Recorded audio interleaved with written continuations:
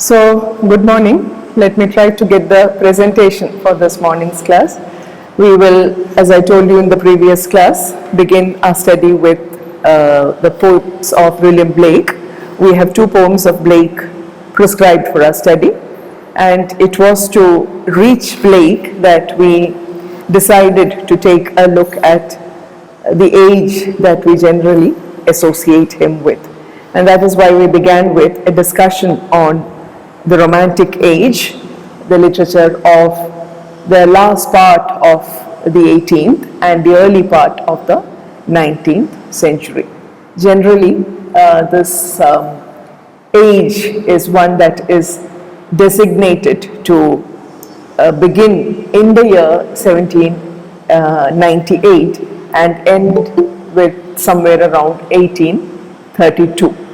1798 is of course the year in which the lyrical ballads, or the second edition of the lyrical ballads was published, but more importantly, the preface that Wordsworth wrote to the second edition of the lyrical ballads is what is generally considered as a significant turning point. In other words, the beginning of the Romantic age, because it is in that preface that he famously defined poetry and wrote a great deal about the new poetry, the new way of expression, the ways in which it differed from the poetry of the previous age, the neoclassical or the Augustan age, and generally how it differed from the spirit of enlightenment that pervaded till that point of time. I'll just get the presentation ready.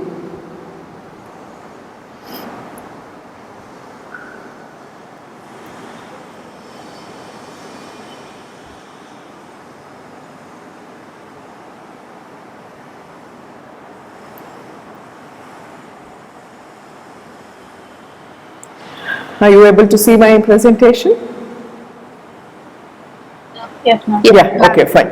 Yeah, so I've just put up there on the slide the cover page of the second edition of the lyrical ballads, the one that came out in 1798. It's very easy to remember the date because the last two digits are just a reversal of the year of the French Revolution, 1798. And we just cannot talk enough about the influence of the French Revolution and other revolutions for independence, particularly the one in America in the year 1777. So the kind of spirit of freedom and liberation that these very powerful political movements unleashed was naturally to find expression in in cultural forms and particularly in literature. And that is how you have the birth of a new kind of literary sensibility. It can definitely be connected to the socio-political background of the age. In the field of politics, you have this kind of quest for freedom and independence and the individual spirit and so on. With regard to the social sphere, we find that this is an age that witnessed great changes in the form of the Industrial Revolution. And there was a great deal of apprehension that many thinkers felt about the way that life was taking a rather uncontrollable turn, with the kind of rapid mechanization that was happening all around. People seemed to feel that, there was some kind of separation between man and nature that was being ushered in during this age, and that is why there was a strong urge on the part of many a thinker to try to re-establish a connection with nature, to go back to nature, as was again highlighted during the French Revolution as by one of its key thinkers, Rousseau.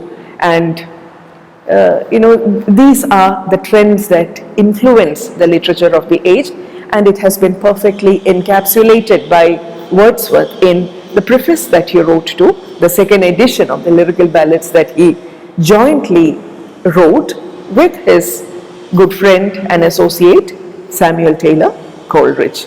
Of course, the two had entirely different attitudes towards poetry. We are familiar with that, and you will be more familiar with that with the poems, prescribed poems of these two poets, which you will be studying soon, or which you probably have already started discussing. In any case, in both their works, you find this spirit of change, that which demarcates the poetry of this age from the poetry of the previous generation, the age of the neoclassical or the Augustan poets, and the age of enlightenment. So instead of the faculty of reason and the intellect which was upheld by these poets of the earlier generation, you have these poets celebrating the inner mind, celebrating the instincts, celebrating the emotions and the feelings, and they tried to convey the fact that the world outside is not something that you can perceive through your reason or your intellect alone. It is something that you can have a deeper level of connection through. It is something that you can intuitively perceive. It is something that you can instinctively perceive. So this is the kind of expression that you have in these new works. Any poem in that collection, the lyrical ballads, would probably highlight this fact, as it would the other points that we discussed. Your voice is breaking. Is it? Let me see what the state of the connection is like. Okay, it appears to be okay here. Yes, ma'am. Yeah, maybe there's some variation sometime, and then it will get better. In any case, I'll try to record it, and hopefully it will be clearer then. Let's see how it works. Otherwise, I'll just upload one more recording. Don't worry about that. You will not miss anything. Right, so we were discussing these points in the previous class about the Romantic age, which can be considered as a kind of cultural movement that spread across Europe, particularly in those countries where you have the Romantic dialect or the Roman dialect spoken, particularly in France, a little bit in Germany and Italy and so on, and how it spread to England soon after.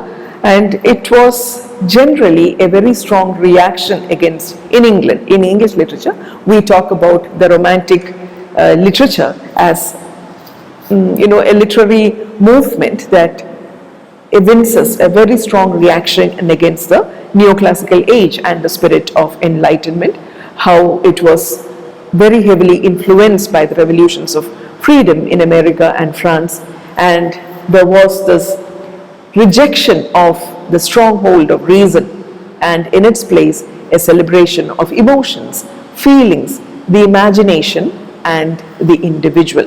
While the previous generation upheld the sanctity of the real, sanctity of what can be perceived through the physical senses, the real.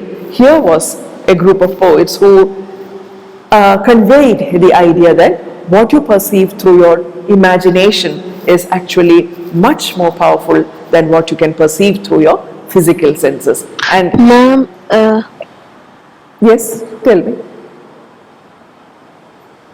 Ma'am, there is a voice break.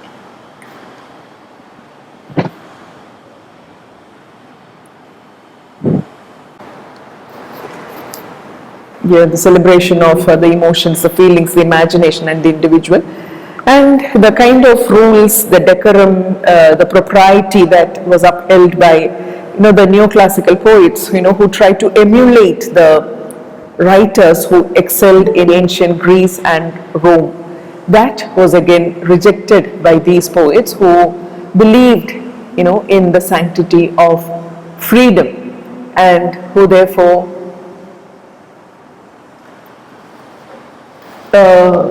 rejected the kind of themes, the kind of language, the kind of diction that was and the rules that were upheld by the neoclassical writers.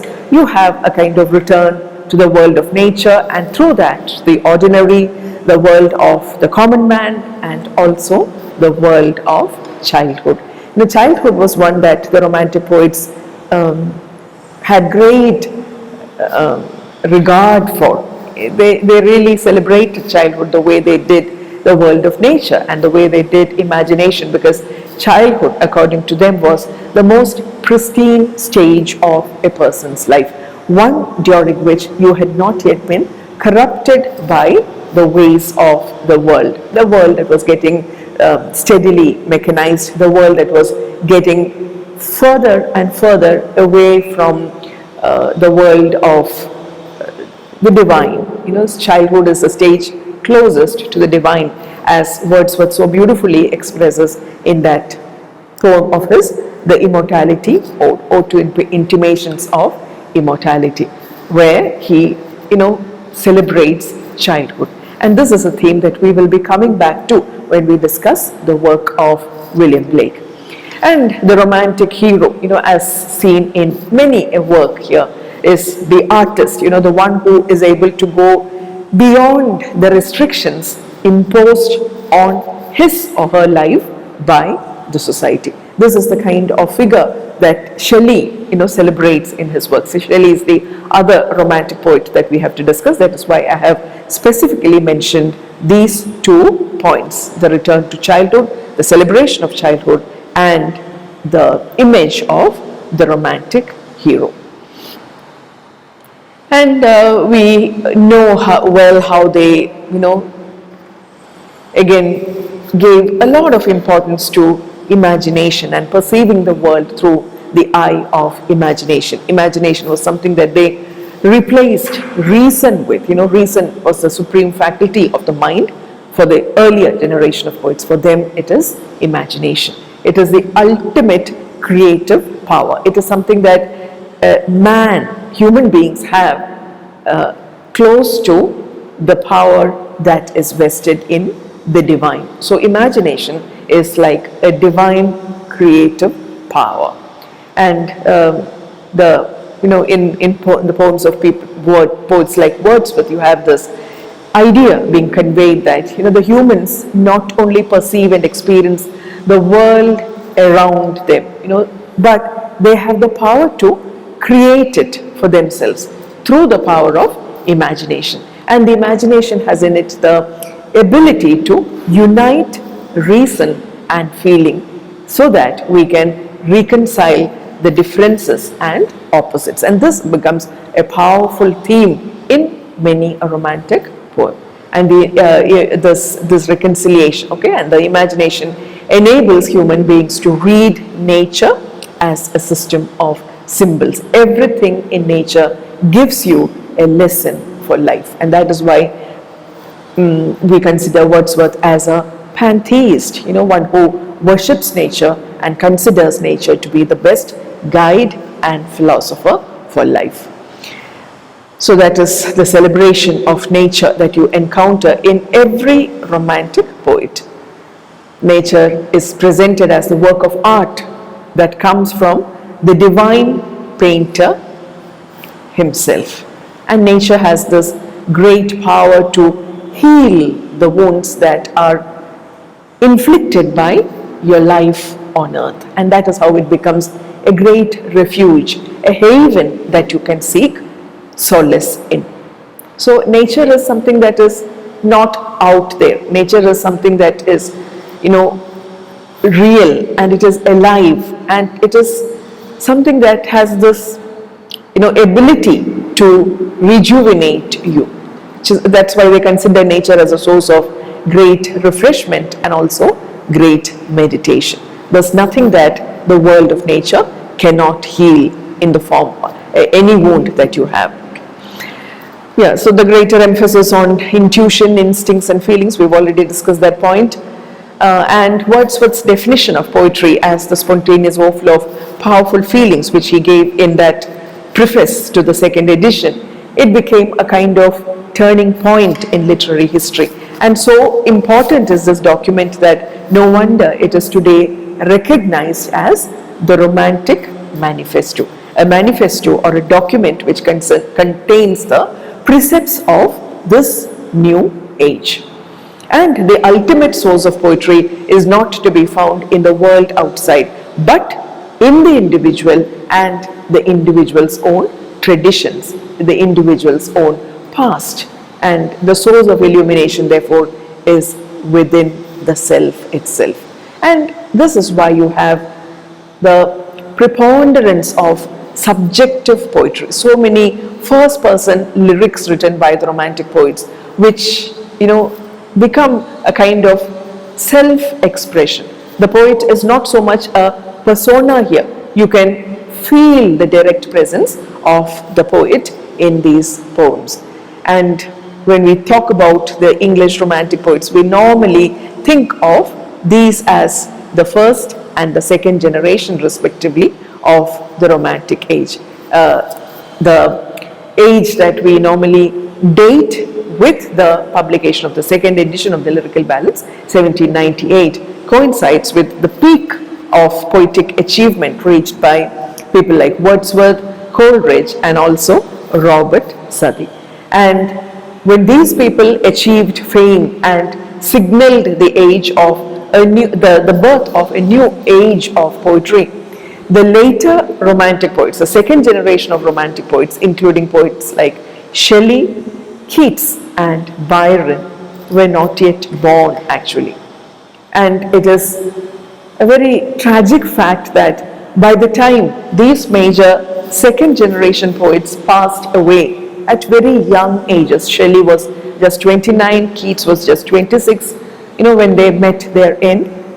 When they passed away during the late 1820s, during the 1820s, the others, Wordsworth was still very eminent as a poet. He had, he was continuing as a poet of great repute. So that is the first and the second generation of romantic poets. Now, when we consider these as the six major romantic poets, there are a lot of questions that we can ask. Then what about William Blake? We thought that we were discussing Blake's poetry with this as the introduction. So why haven't we included Blake in this slide? Why are there no women poets? That's a question that deserves to be asked and which you can ask yourself and find answers to in various aspects of the socio-political context of those times. But let us first analyze this question of Blake. Why is Blake not considered to be included in this list? Can anybody guess the reason for that?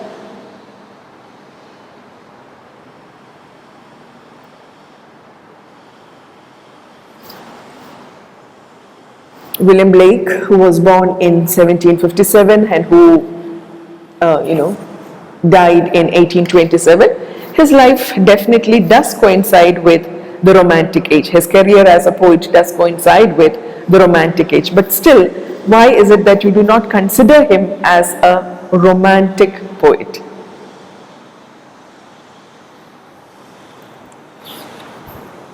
Any guesses? I'll just read the years of, William Blake's, the publication of William Blake's major works, okay? You have the works like The Songs of Innocence, The Book of Tell. These are two major works of William Blake, 1789. 1792, The Marriage of Heaven and Hell. 1794, The Songs of Innocence and Experience combined together. 1795, the Book of Laws. 1797, the Four Zoas. Why have I read these dates and the titles of these works? Just to convey the fact that William Blake was already writing about the kind of themes that you associate with romantic poetry even before what we consider as the official launch of the Romantic age with the publication of the Romantic Manifesto. In other words, William Blake is rightfully considered as a pre-romantic poet, a poet who actually predated preceded, one can say, the Romantic age, in whose poetry you find every feature of the Romantic age, who was so much of a rebel against the dictates of the age of reason that people were actually unable to respond to his work. The readers were not yet prepared to accept the kind of change that was unleashed with great fury by William Blake's poetry. So it is only for that chronological reason, the fact that William Blake had written some of his most famous poems and had already launched the Romantic age through his works even before the official launch of the Romantic age. That is why you consider him as a pre-Romantic poet, because his best works came before the publication of the second edition of the Lyrical Ballads. Otherwise, he is a Romantic poet, and there are many writers, today on hindsight, they consider him as a true Romantic poet. You consider people like Robert Burns, for example, the Scottish poet, in whose poetry again you find a great deal of change, in the works of Thomas Gray, the one who wrote the Elegy written in a country churchyard. In both of their works you find again the spirit of the new coming in, but at the same time they are also in many ways restricted by the rules that were imposed by the neoclassical age and the age of enlightenment, and that is why Robert Burns and Thomas Gray are often considered as the transition poets, the poets in whose works you find that the spirit of transition from the age of enlightenment to the Romantic age, from the neoclassical age to the Romantic age, the in-between age. So that is a title that we normally associate with poets like Robert Burns and Thomas Gray. But in William Blake, you find a more mature flowering of the Romantic spirit. But, for various other reasons too, I'll tell you one or two of them, he was not recognized during his own lifetime as a great poet. I'll just read one line. This is a book that introduces you to the poetry of Blake, Wordsworth and Coleridge. I hope you can see this, where, I'll just read this line. Blake has been regarded as an isolated figure, neglected by his contemporaries and cut off from the main currents of his time. He was not really recognized during his own lifetime. And when historians compiled the history of English literature, again they considered William Blake as a kind of outsider, who was not yet ready for the new age. He, in his own lifetime, William Blake led a very different kind of life. He was an artist and an engraver. That was the profession. He, following his father's profession, he got himself trained as an illustrator and an engraver. And when he wrote his poems, he wrote them in a very different way. And he lived a life that was largely different from that was, which was led by many others or the common people of his time. And people were very quick to reject him as a mad person. Mad Shelley is a term that is often associated with Shelley. Shelley you consider as him as a rebel, an out-and-out rebel, who went all out against any kind of convention. That kind of madness is something that you can find in William Blake's life too. As a result of which, he was never recognized as a worthy poet. People thought of him as a madman. To add to that, that kind of reputation was the method he chose to publish his poems. As I told you, he was an engraver, an artist, an illustrator, and an engraver. And he was not satisfied with normal ways of publishing works, publishing poetry. People would normally write it on a piece of paper and take it to the printer, who would bring out copies. But being a fiercely independent person, William Blake chose to depend on himself for the publication of his poems. And he developed a technique called the technique of illuminated painting, where he would write his poems with his own illustrations on metallic sheets.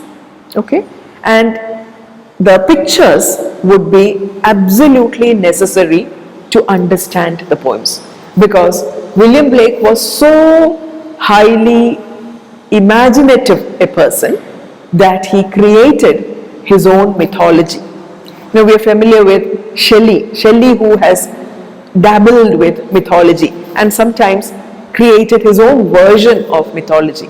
But here was William Blake who, went to the other extreme of imagination and created, imaginary beings like Albion, Urizen, the Zoas, Laos, and so on. These were mythical beings that the rest of the world was naturally not familiar with.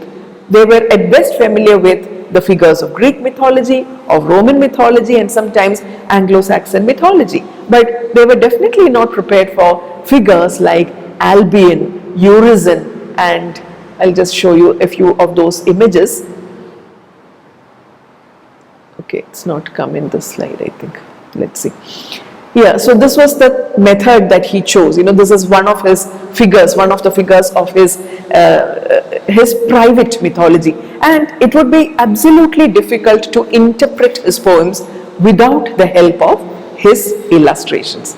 And this process of, creating these kind of plates where he would etch out, print, engrave the lines of poetry, draw the picture, etch the picture, and then dip it in a kind of acid, whereby when it was taken out, it would have a brilliant, radiant kind of effect, as you see in the picture that you see here. To achieve this effect, Blake would not compromise with anything. As a result of which you can imagine how many copies of his poems would come out, while there were others who were getting their poems published by the hundreds or sometimes even by the thousands, as a result of which they could reach out to a greater audience, greater number of readers.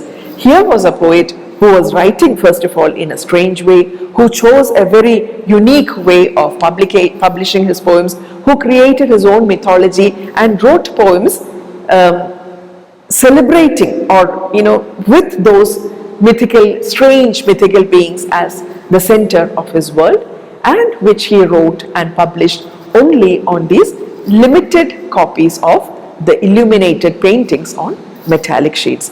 Naturally, his readership was an extremely limited one.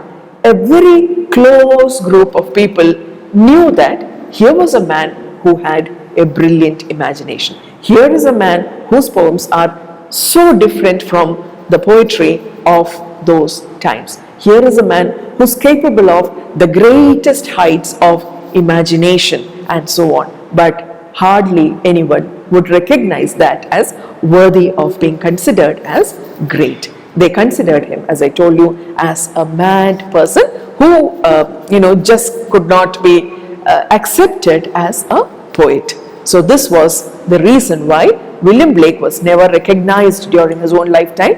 He was an isolated figure, neglected by his contemporaries and cut off from the main currents of his time. So this poet, printmaker and painter who sought, in his own words, you have a line from his poem, Auguries of Innocence. His aim was to see the world in a grain of sand and a heaven in a wild flower.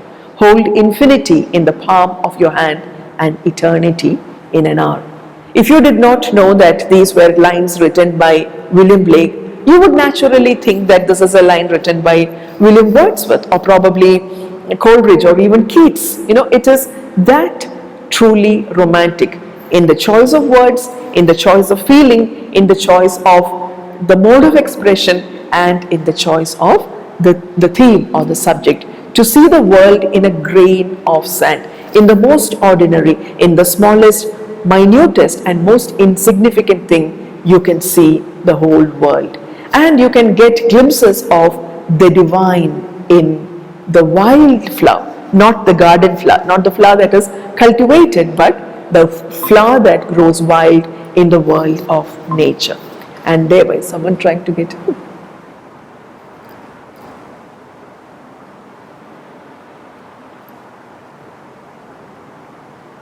Yeah, and thereby to hold infinity in the palm of your hand, in the flowers, in the sand, in your hand, you can have the feel and that experience of infinity itself, and experience eternity in 1 hour of solitude and reflection. As I told you, as Wordsworthian as it can get, as Keatsian as it can get, and that was William Blake and his poetry, who chose this very strange way to publish himself. So he drew his poems and the surrounding designs on copper in a liquid that was impervious to acid, and he would etch them, print them, color them, and then dip them in that acid, and then give them sometimes for sale. People bought these just for the sake of curiosity, but only about a dozen copies would be published at the same time. And today we have precious few of these plates remaining. You can look up any book of poetry on William Blake and you'll find these images, the kind of, I'll just show you the pictures. We'll come to, of course, the songs of experience and innocence, from which, the collection from which the poems that we have to study have been chosen. But, other works of his, I had put up this in the slide. Yeah, these are his major works. The Songs of Innocence, from which you have that little poem that we have to study, The Lamb. Then you have the Book of Tell, The Marriage of Heaven and Hell. I told you about the reconciliation of the opposites, The Gates of Paradise, The Vision of the Daughters of Albion. Albion is the supreme mythical being in his mythology. Albion has a power and a prestige equivalent to that of Zeus in Greek mythology, Jupiter in Roman mythology. And he had his own powerful political views also expressed in poems like America, Europe, Jerusalem, and so on.